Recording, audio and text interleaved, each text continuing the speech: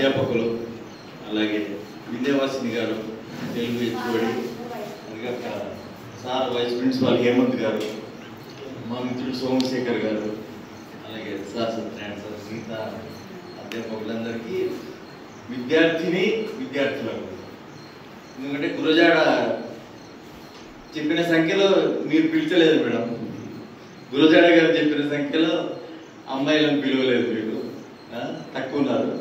అయితే ఏం లేదు, కానీ గురజాడ గారి గురించి చెప్పుకోవాలంటే చాలా ఉన్నాయి విషయాలు. ఎందుకంటే గురజాడ తర్వాత గిడుగు రామమూర్తి పంతులు మంచి మిత్రుడు. మొదట అక్కడి నుంచి చెప్పుకోవాలి మనం. మిత్రులు ఒక ఆయన గిడుగు రామమూర్తి గారు తెలుగు భాష పైన ఆయన పని చేసుకుంటూ పోతే వ్యావహారిక భాష పైన గురజాడ గారు తెలుగులో వ్యావహారిక భాషలో రచనలు చేశారు. ఆయన వేరే గ్రంథాలు భాష గురించి చేసుకుంటూ పోతే ఈయన రచనలు చేశాడు. తన రచన ప్రతి ఒక్కటి గిడుగు రామమూర్తి గారికి చూపేవాడు, ఆయన అలవాటు.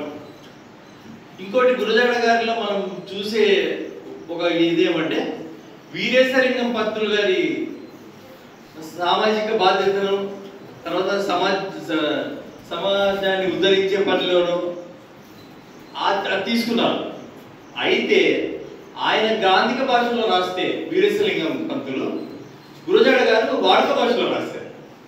ఇప్పుడు నేను వచ్చి పెద్ద సంస్కృత సమాసాలు అవి ఇవి కష్టపడి నేర్చుకొని అవి గట్టిగా మీ దగ్గర మాట్లాడితే అర్థం కాదు, కొద్దిగా అర్థమవుతుంది.